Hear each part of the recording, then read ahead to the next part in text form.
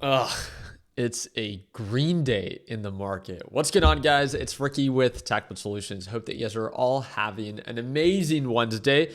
Today it is March 4th and we are live. For those that did not see the news, we had good news overnight, but then this morning, based off of all the news outlets of what was being reported, I guess it wasn't actually true. Besides the point, QQQ is still incredibly bullish for now. I have a series of things that I want to share with you guys. And again, please feel free to share your thoughts down in the comment section. Okay? Let's go ahead and jump right into it. NASDAQ market is up 1.37%. And why is the market pushing?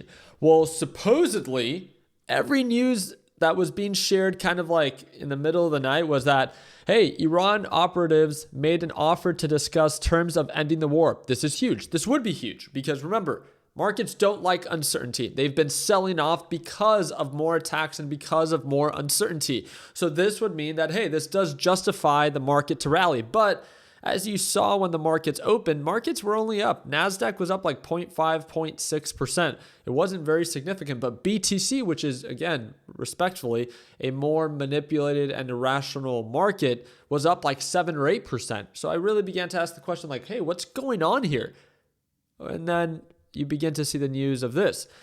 An Iranian official says that Iran does not seek negotiation and is ready for a long war. What the what? What the hell? I just felt so out of the loop because a bunch of news sources are stating that, hey, we're in the talks of potentially, ending this war. They're going to surrender. And then now they're saying that, no, we're not going to surrender by any means. Yet the markets are still bullish.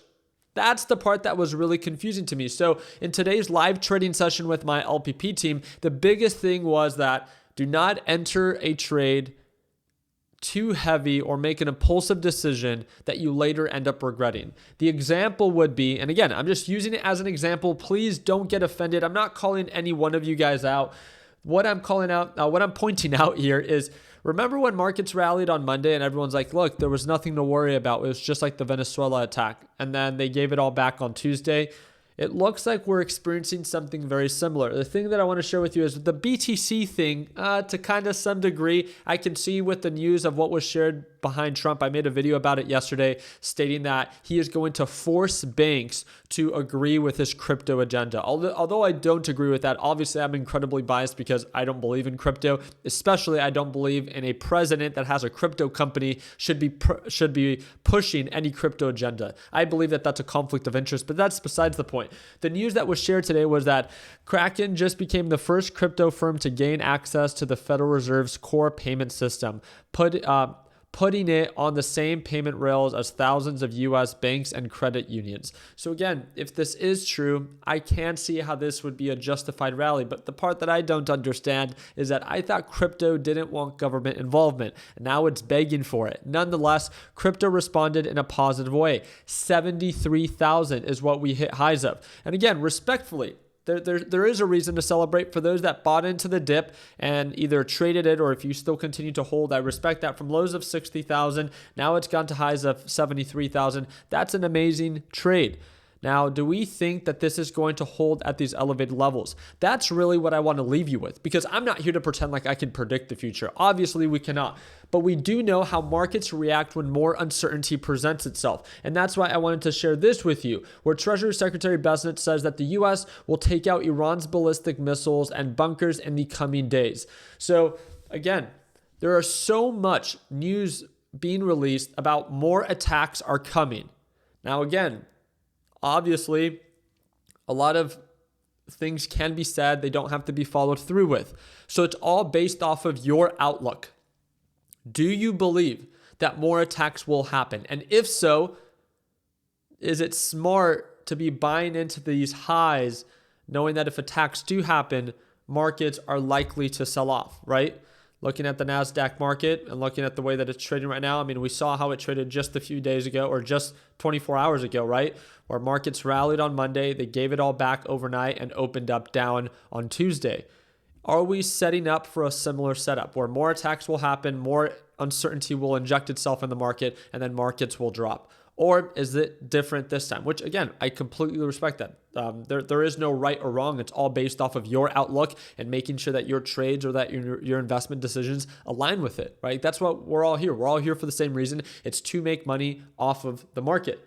Now, that is what I want to leave you with is what do you believe is going to happen? And if you're uncertain, I want to remind you during an uncertain time, it doesn't mean that you need to panic, that you need to be aggressive. Either stay cash, because again, if you're uncertain, there's no reason to force a position or force a trade that you later end up regretting, or just be light. Don't be over leveraged. Don't put yourself in a position that you later end up regretting and simply cannot tolerate. If you're just using your money, then you don't have to worry about getting margin called or force liquidated. One of the biggest issues, especially in the crypto space.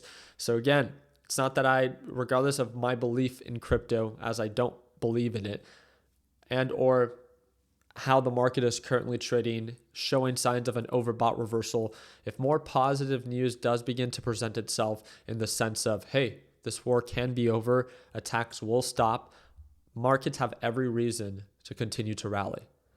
But if more attacks do happen and more escalations follow through, then at that point, I wouldn't be very surprised if markets return back to previous lows and or make lower lows. So again, I love sharing these ideas because it really encourages you and challenges you to think about both sides.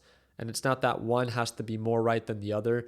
We're all here for the same reason. It's just making sure that the positions you choose to take actually align with your outlook and that you have a plan to simply manage or mitigate risk. Maybe that's with your position size, or maybe that's with simply actually having a hard stop of where you plan to cut losses if it breaks above or below. So again, I'm very excited to follow up. It looks like markets had an amazing rally right at the open.